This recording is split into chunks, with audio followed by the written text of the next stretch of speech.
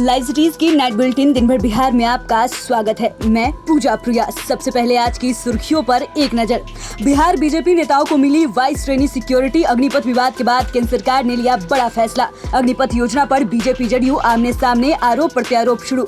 बिहार बंद के दौरान कई जगहों पर उपद्रव, तरेगना स्टेशन को फूंक दिया। बिहार में अभी तक 500 लोग गिरफ्तार, निशाने पर कोचिंग संस्थान भी। 20 जून तक रात 8 बजे से सुबह 4 बजे तक ही चलेगी ट्रेनें। ईसीआर ने लिया बड़ा फैसला। अग्निपथ की आग में करीब 700 करोड़ का नुकसान, रेलवे संपत्ति खाक। मधेपुरा में तेज रफ्तार कार ने 2 युवक को कुचला, मौत पर जमकर बवाल। निर्वाचन विभाग के डिप्टी सेक्रेटरी गिरफ्तार, ईओयू ने की बड़ी कार्रवाई। बीपीएससी 67वीं पीटी परीक्षा की नई तिथि जारी, अब इसी महीने होगी। और पटना में हुई मानसून की पहली बारिश, मौसम विभाग ने किया अलर्ट। अब खबरें विस्तार से।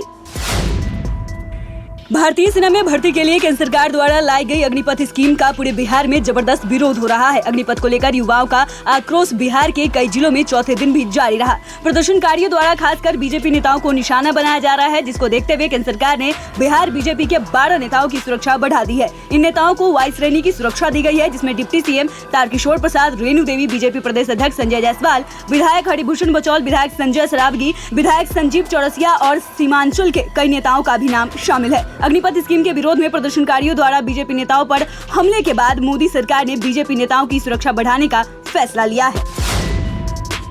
अग्निपथ योजना पर बीजेपी और जदयू भी आमने सामने हो गई है। बीजेपी प्रदेश अध्यक्ष डॉक्टर संजय जायसवाल ने बिहार सरकार पर निशाना साधते हुए कहा, सिर्फ भाजपा को टारगेट किया जा रहा है, इसे जल्द रोका जाए, नहीं तो फिर किसी के लिए ठीक नहीं होगा। संजय जायसवाल के इस बयान पर जदयू भड़क गई है। राष्ट्रीय अध्यक्ष ललन सिंह ने पलटवार करते हुए कहा कि सीएम नीतीश कुमार सरकार चलाना जानते हैं, संजय जायसवाल मानसिक संतुलन खो बैठे हैं, अच्छा होगा कि वो युवाओं को समझाएं। वहीं जदयू के संसदीय बोर्ड के अध्यक्ष उपेंद्र कुशवाहा ने कहा कि संजय जायसवाल की बातों को गंभीरता से लेने की जरूरत नहीं है। हर घर में एक ऐसा आदमी होता है जो कुछ भी बोलता है। प्रशासन अपना काम ठीक तरीके से कर रहा है। बिहार बंद के दौरान शनिवार को सूबे के कई हिस्सों में बंद समर्थकों ने उत्पात मचाया है। मुंगेर में बीडीओ की गाड़ी पर हमला किया गया। वहीं तारापुर में सड़क पर उतरकर उपद्रवियों ने तोड़फोड़ की है। गया के गुड़ारू में प्रदर्शनकारियों का हंगामा, उपद्रवियों ने यहां आगजनी करते हुए पुलिसकर्मियों पर पत्थरबाजी की। मुजफ्फरपुर दरभंगा NH 57 को जाम कर बंद समर्थकों ने प्रदर्शन किया।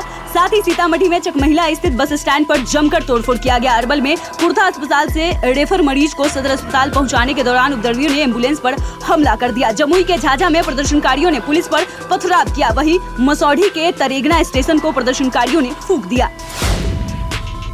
अग्निपथ योजना के खिलाफ देश भर में बवाल मचा हुआ है। वहीं बिहार में भी मोदी सरकार की इस स्कीम को लेकर उग्र प्रदर्शन किए जा रहे हैं, जिसको लेकर प्रशासन सख्त हो गया है और प्रदर्शनकारियों के खिलाफ कार्रवाई शुरू हो गई है। व्हाट्सएप मैसेज और वीडियो फुटेज के आधार पर अब तक 500 से अधिक लोगों को गिरफ्तार किया जा चुका है। डीजीपी SK सिंघल ने बताया कि अब तक 300 से अधिक लोगों को गिरफ्तार किया जा चुका है। वहीं पटना डीएम चंद्रशेखर सिंह ने कहा कि गिरफ्तार किए गए लोगों के मोबाइल उपकरणों पर कुछ कोचिंग सेंटरों के वीडियो फुटेज और व्हाट्सएप संदेश मिले हैं, जिसके आधार पर कोचिंग सेंटरों की भूमिका की भी जांच की जा रही है। बिहार में हो रहे उग्र प्रदर्शन को देखते हुए रेलवे ने बड़ा फैसला लिया है। ट्रेनों और यात्रियों की सुरक्षा को देखते हुए अब बिहार में पूर्व मध्य रेल क्षेत्राधिकार से गुजरने वाली ट्रेनें आज से 20 जून तक रात 8 बजे से सुबह 4 बजे तक ही चलेगी। पूर्व मध्य रेलवे के CPRO वीरेंद्र कुमार ने बताया कि ट्रेनों को गुजारने के लिए सेफ कॉरिडोर बनाया गया है। दूसरे जोन की ट्रेनें रिशेड्यूल करके आगे आएंगी, उन्हें बिहार गुजारा जाएगा। यहाँ 5 बजे से पत्थर चलाने लगते हैं। बता दें कि विरोध के चौथे दिन मसौढ़ी में तरेगना स्टेशन के पास पत्थरबाजी और फायरिंग हुई। प्रदर्शनकारी स्टेशन में तोड़फोड़ करने लगे। पार्किंग में खड़ी गाड़ियों को आग के हवाले कर दिया गया। प्रदर्शनकारियों ने पुलिस पर पथराव किया। काबू पाने के लिए पुलिस ने कई राउंड फायरिंग की। पूरा बिहार अग्निपथ की आग में जल रहा है। अग्निवीरों ने 4 दिनों में रेलवे की 700 करोड़ की संपत्ति जलाकर खाक कर दी है। ट्रेनों की 60 बोगियों के साथ 11 इंजन को आग के हवाले कर दिया गया। इसके साथ ही स्टेशन और रेल की अन्य कीमती संपत्तियों को भी अग्निवीरों ने स्वाहा कर दिया। आक्रोश की आग में जितनी संपत्ति जलाई गई, उतने में बिहार को 10 नई ट्रेनें मिल सकती थी। रेल प्रशासन बिहार में आंदोलन से हुई क्षति का आकलन कर रहा है, लेकिन जलकर राख हुई संपत्ति की अनुमानित रकम लगभग 700 करोड़ है, जिसे बिहार में विकास की रेल दोहराई जा सकती है। अग्निवीरों की आग में जो संपत्ति जलकर राख हुई है, उसकी अनुमानित कीमत जो है 700 करोड़ है। हालांकि अभी तक रेल प्रशासन की तरफ से क्षति का पूरा आकलन नहीं किया जा सका है। मधेपुरा में शनिवार की सुबह एक सड़क हादसे में 2 युवक की मौत हो गई। मॉर्निंग वॉक के लिए निकले दोनों युवक को एक तेज रफ्तार कार ने अपनी चपेट में ले लिया। दोनों की मौत घटनास्थल पर ही हो गई। घटना मुरलीगंज थाना क्षेत्र के केपी कॉलेज के पास की है। टक्कर इतनी तेज थी कि दोनों की मौत मौके पर ही हो गई। प्रत्यक्षदर्शी ने बताया कि तेज रफ्तार से आ रही कार अनियंत्रित हो चुकी थी। इस कार ने इन्हें भी टक्कर मारी, लेकिन वो बच गए और गड्ढे में गिर गए, लेकिन कार ने आगे चल रहे दोनों युवकों को कुचल दिया। वहीं घटना की जानकारी मिलते ही मृतक के परिजन मौके पर पहुंचे और जमकर बवाल काटा। निर्वाचन विभाग के डिप्टी सेक्रेटरी आलोक कुमार को आर्थिक अपराध इकाई ने गिरफ्तार कर लिया है। सोशल मीडिया पर विवादित पोस्ट करने को लेकर गिरफ्तारी की गई है। डिप्टी सेक्रेटरी आलोक कुमार ने इस पोस्ट को अपने अधिकारों वाले ग्रुप पर भी पोस्ट किया था। मुख्यमंत्री सचिवालय ने संज्ञान लेते हुए आर्थिक अपराध इकाई को गिरफ्तार करने का आदेश दिया। इसके बाद आलोक कुमार की गिरफ्तारी की गई।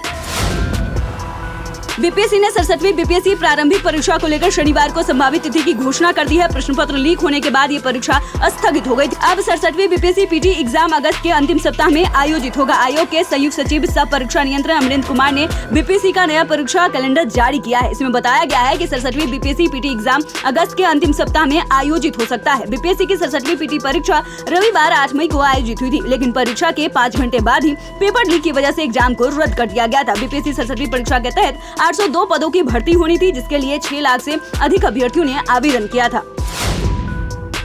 राजधानी पटना में शनिवार को मानसून की पहली बारिश हुई। तेज हवा के साथ हुई बारिश ने लोगों को तेज गर्मी से काफी राहत दिलाई है। पटना में बीते कई दिनों से लोग भीषण गर्मी का सामना कर रहे थे। शहर के कई इलाकों में बारिश होने के बाद भी पटना बारिश से नदारद था। शनिवार को पटना वासियों का इंतजार खत्म हुआ और बारिश हुई। मौसम विभाग के अनुसार राजधानी पटना के साथ गया, गोपालगंज, सारण, वैशाली, भोजपुर, अरवल जिले में भी बारिश की संभावना है। ऐसे में इन जिलों में भी वज्रपात की आशंका जताई जा रही है।